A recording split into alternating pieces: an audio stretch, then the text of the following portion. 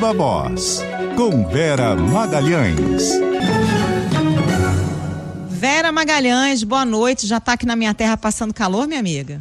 Boa noite, Carol. Tô passando calor, peguei um trânsito danado, mas consegui chegar na sua terra. Que bom.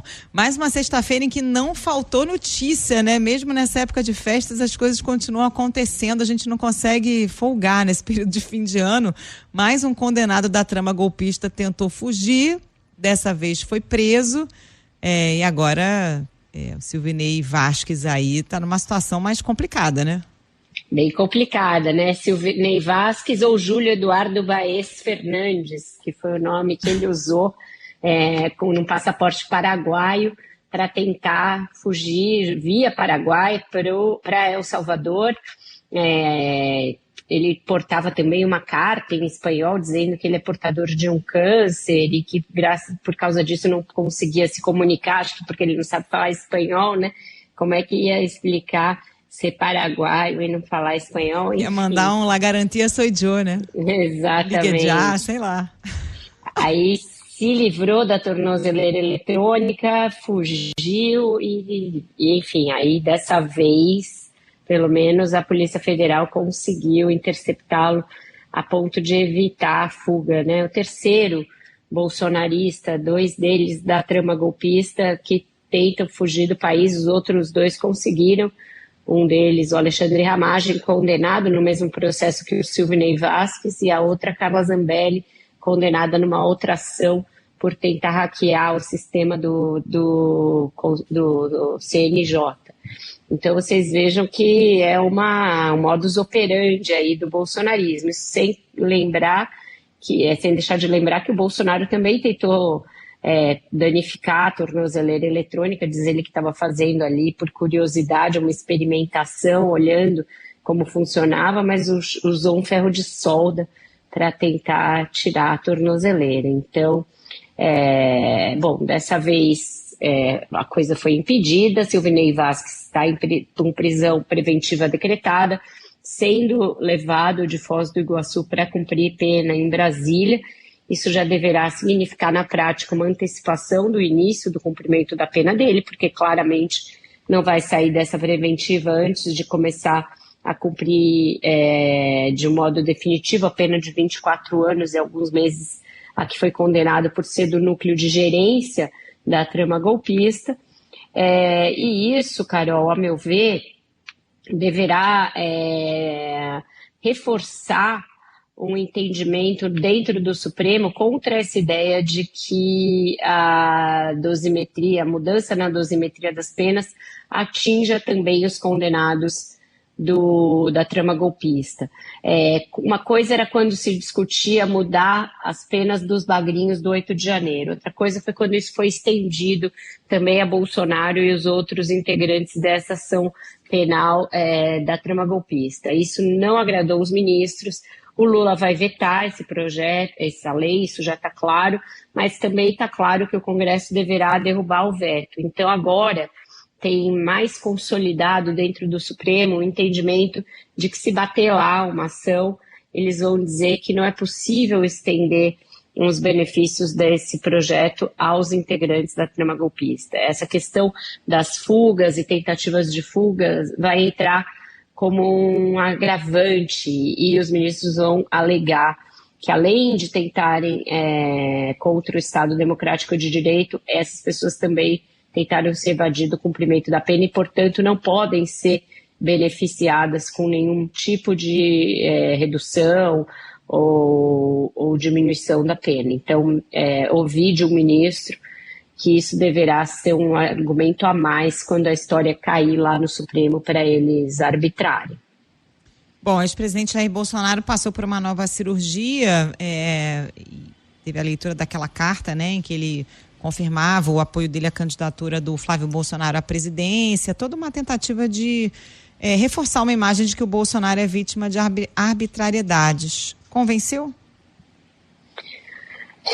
Convence aquele grupinho mais ali radical, mais bolsonarista raiz. Eu acho que dá uma levantada nessa militância. Eles vão precisar manter essa militância minimamente agregada para que a candidatura do Flávio Bolsonaro encorpe e ganhe ali tração própria, mas nada para além disso, Carol. Eles estão tentando fazer todo esse evento da operação do Bolsonaro cercado dessa aura mítica que sempre está ligada aos eventos de saúde dele desde a facada. Então, todas as fotos, a coisa das orações lá na frente, o vídeo de IA que foi montado para animar a leitura dessa carta, está tudo cercado dessa aura de um mito afastado do seu público,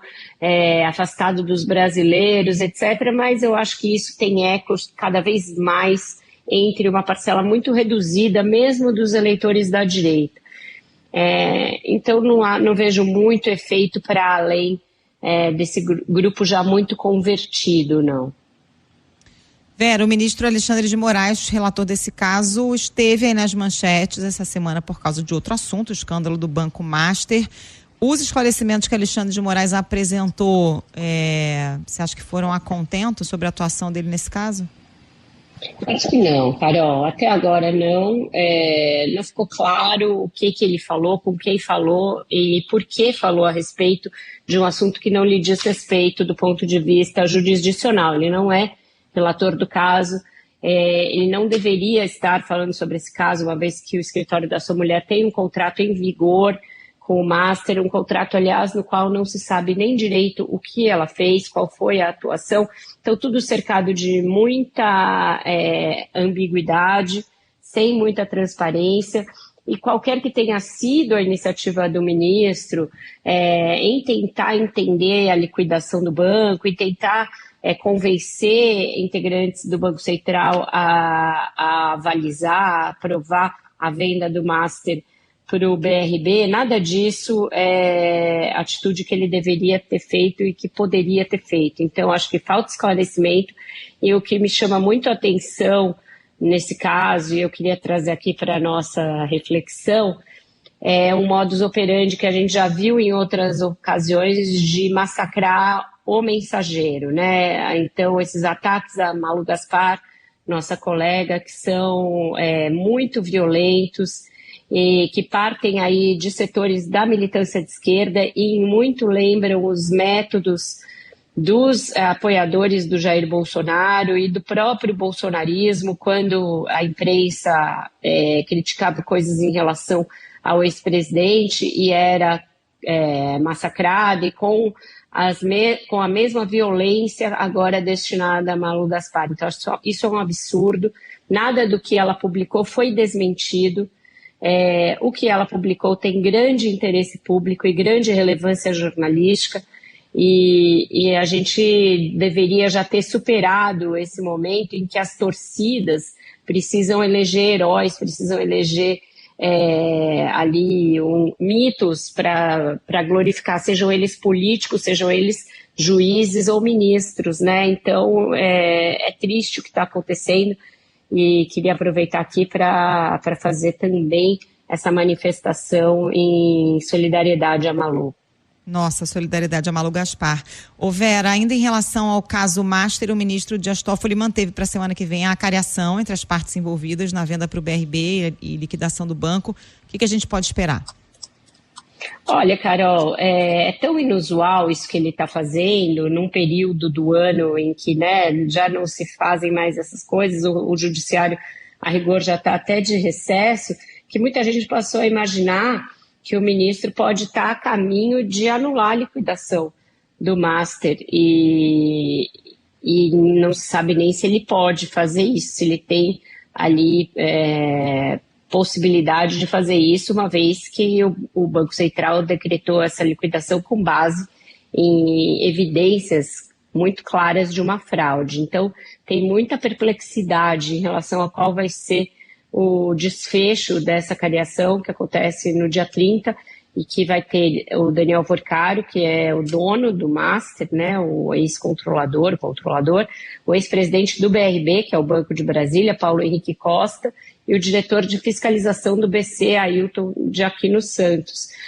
Dentro do Banco Central, o clima é de que estão se sentindo acuados, pressionados por parte do Supremo, por parte do ministro Dias Toffoli, e aí agora muita expectativa em relação ao que vai acontecer. Lembrando que Toffoli voou num avião de um empresário, juntamente com o advogado de uma das partes aí do Banco Master. Não foi a única vez. Ele decretou um sigilo absoluto em torno dessas investigações. Então, todo esse caso do Master muito cercado de zonas cinzentas aí na atuação dos ministros. Alguma chance de avançar aquela discussão sobre a adoção de um código de conduta no Supremo depois desses casos, Vera? Todos os relatos que a gente tem é de que o ministro Fachin está muito isolado nessa questão, porque mesmo quem poderia apoiá-lo nisso, nessa empreitada, não quer comprar briga pública com os outros ministros que estão em público sendo contrários à ideia. Então, enquanto prevalecer esse corporativismo, Carol, acho pequenas as chances, mas está mais do que provado que é necessário. Eu acho que se a gente, como imprensa e como sociedade, continuar a pressionar e a revelar os casos, né? É por isso que o papel da imprensa livre é mais do que importante, revelar esses casos de zona cinzenta de atuação dos ministros, aí sim a discussão pode evoluir. Tá certo. Vera, obrigada por hoje, bom fim de semana para você. Eu também estou saindo de folga aqui semana que vem. E você vai sair de férias em janeiro, né? Dia 5 eu saio de breves férias, mas semana que vem estou aqui ainda. Então tá, semana que vem com a Débora Freitas, a gente só se fala no ar, então, quando você voltar das férias, mas já que você tá no Rio, vamos combinar, a gente se vê nessa A gente vai se ver, haverá sinais nas redes sociais. Feliz ano novo, Carol. Beijo, Vera, feliz ano novo, tchau, tchau. Beijo, tchau pra todo mundo, até segunda.